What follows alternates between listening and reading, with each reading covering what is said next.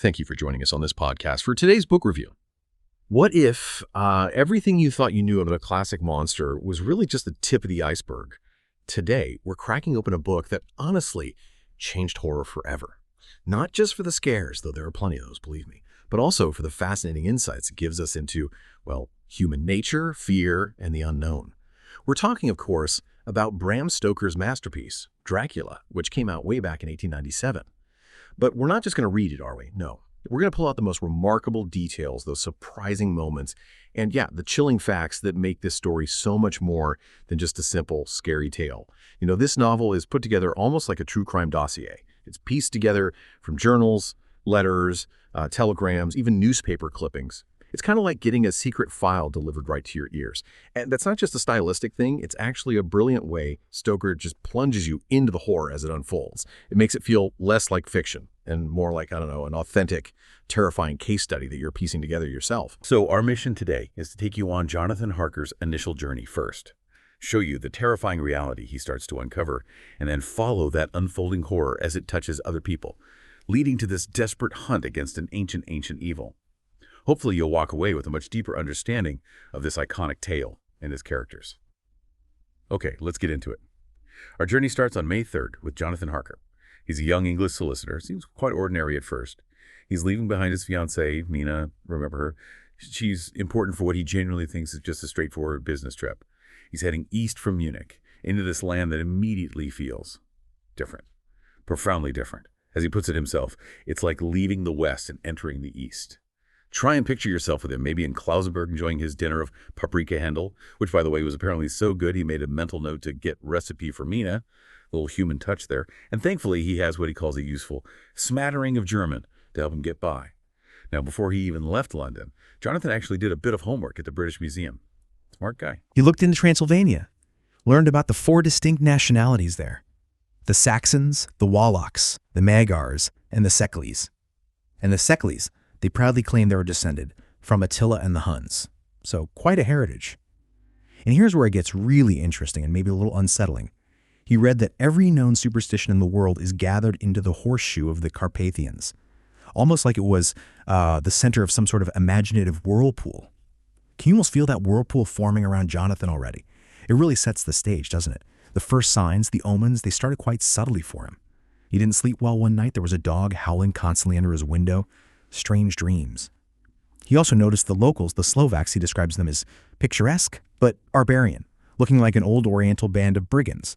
But then he adds they're supposedly very harmless. It's these little details, these contrasts that slowly build the dread. His arrival at Bistritz at the Golden Krone Hotel, that's where things really start to shift gears. It's described as an interesting old place right on the frontier, basically. And the local fear, it's just palpable right away. An elderly woman at the hotel, she's visibly terrified for Jonathan. She actually forces a crucifix around his neck, gives him garlic, wild rose, mountain ash, all for protection. And she says, for your mother's sake. Intense, right? Now, Jonathan, being Protestant, he feels a bit awkward about the crucifix, but you can just feel her desperate good intention. This isn't just some quaint local custom. It's a genuine warning, though he doesn't fully grasp it yet. Then comes the coach ride. This is where the atmosphere gets really thick. You see peasants crossing themselves as the coach goes by. The driver's clearly scared. And Jonathan starts seeing these strange blue flames flickering in the darkness off the road. Then the wolves. The howling gets nearer and nearer, like they're closing in from all sides. Terrifying. And then the driver mutters that ominous phrase, "Die Toten reiten schnell, for the dead travel fast." Bam. That's the moment the story really pivots from a sort of travelogue into pure, chilling dread. It leaves you with this heavy sense of foreboding. Finally, the meeting. The dramatic arrival of the Count's carriage. The caleche.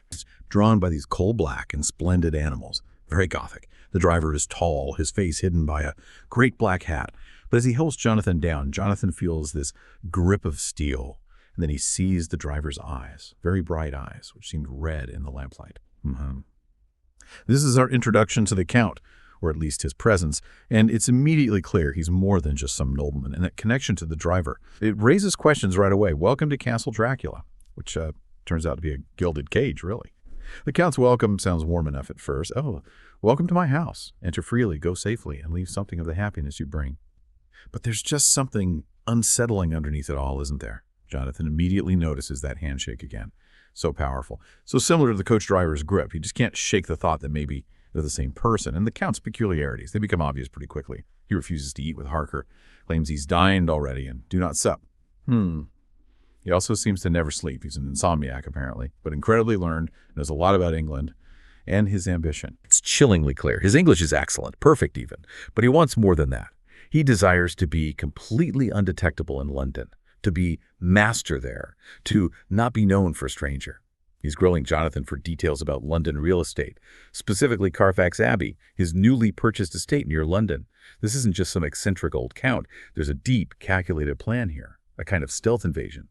Then comes a moment of pure terror, the mirror incident. Jonathan's trying to shave, using his own little travel mirror. The Count appears beside him, but he has no reflection. Zero. Then the Count sees Jonathan's cut, just a nick from the razor, sees the blood trickling down, and his eyes, they just blaze with a sort of demoniac fury. He lunges and grabs Jonathan's throat.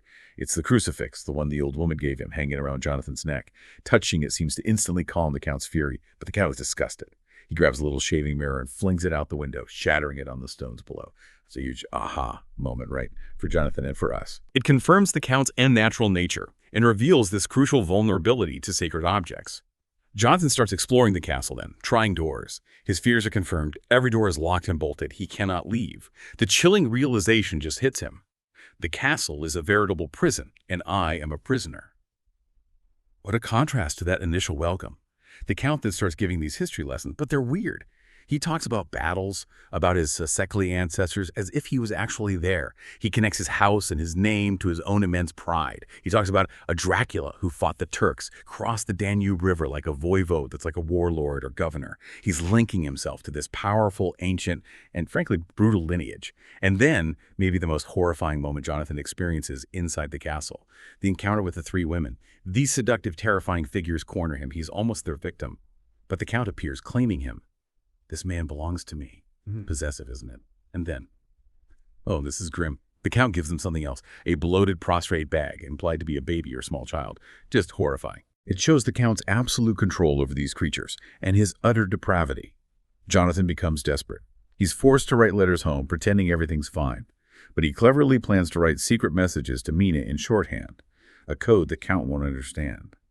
He also sees something utterly unnatural, unforgettable. He observes the Count crawling down the sheer castle wall, face down like some monstrous lizard.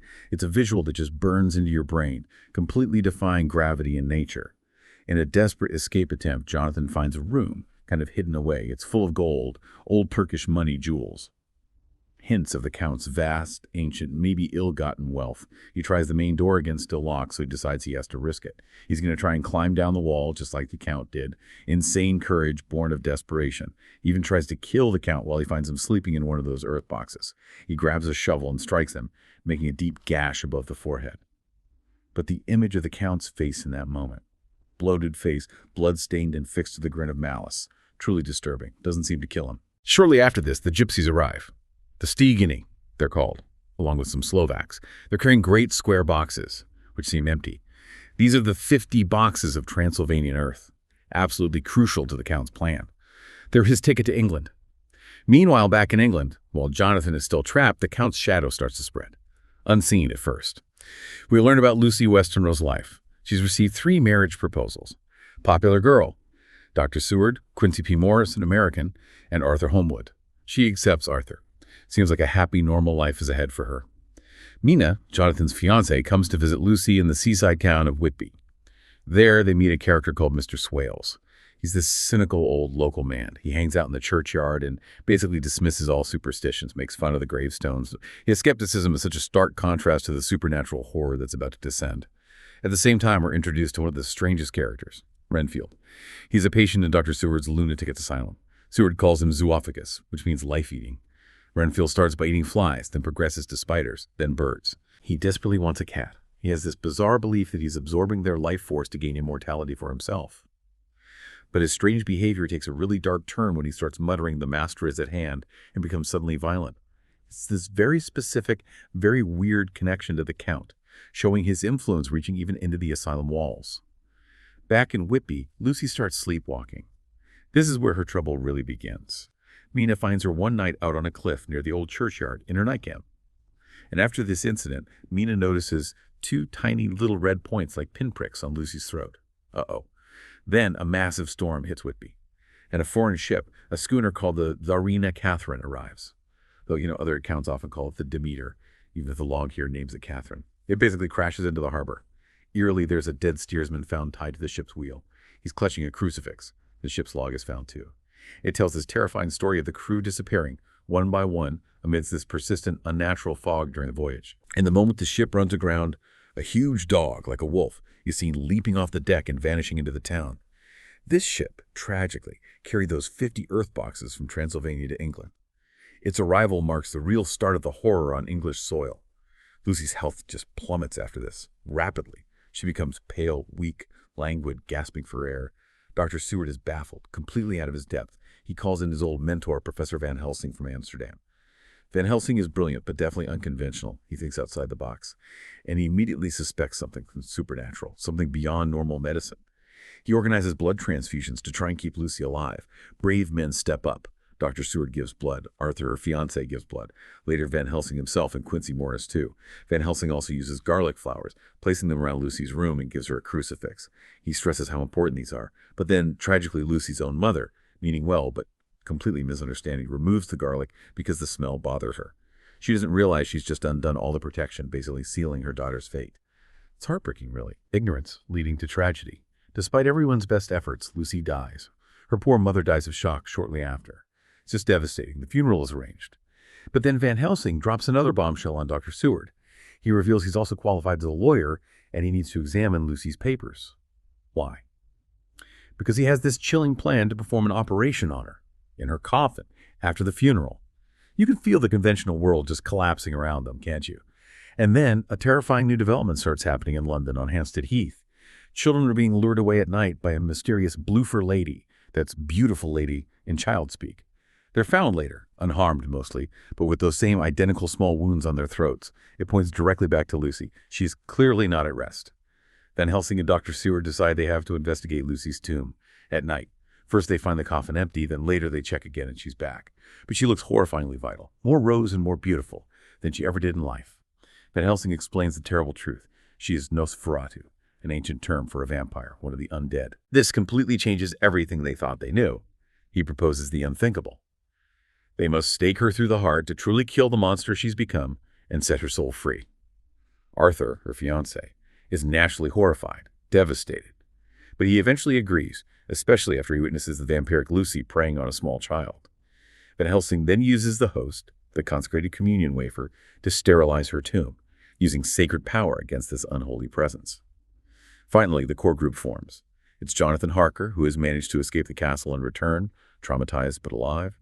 Arthur Holmwood, Dr. Seward, Quincy Morris, and Van Helsing. They pledge this sacred oath together. They will hunt down and destroy the source of all the sorrow of the vampire, Count Dracula. It's really a moment of incredible courage and unity against overwhelming, unimaginable terror. So the hunt for the Count is officially on. The team quickly discovers that the Count hasn't just stayed put. He's established multiple lairs, multiple bases in London. There's Carfax Abbey, near the asylum where those original 50 earth boxes were taken. And they find another house he bought, in Piccadilly, right in the heart of London, containing 9 more boxes. It just reveals how cunning and methodical his plan was to spread his influence, to have safe havens. And Mina, Jonathan's now wife, she really steps up here. She's brilliant. She becomes the group's secretary, meticulously organizing all the fragmented journals, diaries, letters, newspaper clippings they have. Van Helsing deeply respects her intellect. He calls her Madam Mina and praises her, saying she has a man's brain and a woman's heart. High praise indeed. Her sharp mind and organizational skills become absolutely crucial to tracking the Count. Now remember Renfield, Dr. Seward's patient. His story takes its final tragic turn. He's clearly under the Count's influence, and Dracula actually visits him in his cell. Renfield seems to have a moment of clarity, or maybe rebellion. He tries to resist the Count's evil. He even calls out for Dr. Seward's help. But it's too late. He's brutally attacked by the Count. His neck is broken, face crushed. Horrible. But before he dies, Renfield manages to tell Van Helsing and Seward some vital information. How the Count came into his room as a mist, forced him to open the window. How the Count has been feeding on rats, gaining strength. Renfield's tragic end really underscores the Count's immense power and sheer cruelty. Then comes perhaps the most violating, horrifying moment in the entire book. The Count breaks into Mina and Jonathan's room while Jonathan is helpless, He attacks Mina, feeds on her blood by force, and then in this ghastly, blasphemous ritual, he cuts his own breath and forces Mina to drink his blood. It creates this horrific, unholy psychic bond between them. He curses her, telling her she'll now come to his call, minister to his needs, like a slave. And he leaves this red mark seared onto her forehead, a visible sign of her connection to him, her unclean state in his eyes. The stakes just got incredibly personal and terrifyingly high. Mina herself is now tied to the monster they're hunting. Van Helsing, drawing on his vast, ancient knowledge and their recent terrifying experiences, lays out the rules of the game, essentially. The specific weaknesses and powers of the vampire. This is critical for their strategy. He explains the limitations. Vampires cannot enter a place unless invited in the first time. They can't cross running water at will. Remember the ship stuck in fog. He needed land to escape. His ability to turn into mist is limited, usually just around himself. He can't enter consecrated ground, like a church. He has to sleep during the day, usually in his native earth. And he absolutely depends on those boxes of earth for safety and rest. So Van Helsing says he's powerful, yes, but not free. He's actually even more prisoner than the slave of the galley or a madman in his cell. He's bound by these rules. But his powers are immense too. Superhuman strength, the ability to shrink or grow, to appear as mist or even elemental dust, like those 3 women in the castle. And he can command nocturnal creatures like wolves and rats. Van Helsing also offers a key psychological insight. He suggests Dracula, despite his age and cunning, has a child brain when it comes to his crimes, meaning he's incredibly focused on his goal, self-preservation, and spreading his curse, but perhaps lacks complex foresight or adaptability. He's instinct-driven in a way. This insight is crucial. It turns this seemingly invincible foe into something they can potentially outwit. Armed with this knowledge, the team sets out to destroy the Count's sanctuaries. They need to sterilize his lairs by placing the host in each earth box they can find. They successfully raid Carfax Abbey and the house in Piccadilly, destroying or sterilizing all the boxes they find there. This is a major blow. It makes England unsafe for him, it cuts off his safe havens, and effectively forces him to flee.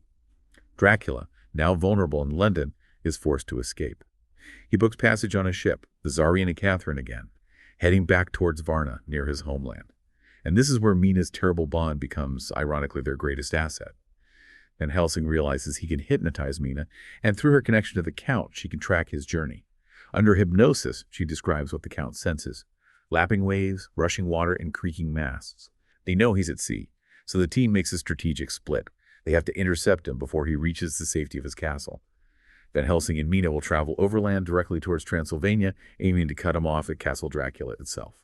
A dangerous journey for them. Meanwhile, Jonathan, Arthur, and Dr. Seward race by train and then by riverboat towards Galatz, a port further up the Danube than Varna. They suspect the Count might be diverting his ship there to avoid Varna, where he knows they might be waiting. It's a race against time. The suspense just ramps up incredibly here. The chase across Europe is frantic. Mina's hypnotic link gets weaker, more confused as the Count travels further, making tracking harder. She hears strange tongues, feels his rage and frustration. The teams face harsh weather, the daunting Carpathian Mountains. They know the Count, in his last remaining Earth box, is also racing towards the castle, towards sunset, his time of power. Everything hangs in the balance. Their souls, Mina's fate, maybe the world. The final confrontation happens on November 5th. It's near sunset. Both groups converge near Castle Dracula, just as a group of Squigany gypsies are transporting the Count's final Earth box on a cart, racing towards the castle. Jonathan, Arthur, Dr. Seward, and Quincy Morris intercept them. A fierce fight breaks out. They're desperate to get to that box before the sun sets completely. In the struggle, Jonathan and Quincy bravely charge the cart. Quincy Morris, the Texan, is mortally wounded by a gypsy's knife. He's clutching his side, bleeding badly, but he keeps fighting. Incredible courage. Just as the very last rays of the sun disappear behind the peaks, they reach the box. Jonathan uses his great kukri knife, that big curved Gurkha knife he got, and Quincy, with his last strength, uses his Bowie knife. Simultaneously, Jonathan slices off the Count's head, and Quincy plunges his knife into the Count's heart. And then, a miracle, or at least a release. Before their very eyes, almost instantly, the whole body crumbled into dust and passed from our sight. Gone. Their mission, against all odds, is accomplished. Quincy Morris dies moments later, but peacefully, knowing they succeeded, knowing Mina is safe. And as the Count turns to dust, that horrifying red mark on Mina's forehead vanishes completely, a powerful visual symbol of their victory over this ancient evil. Wow, What an intense journey that was, right? Just recounting it. We followed Jonathan Harker's trip from, well, a simple business assignment into an absolute nightmare.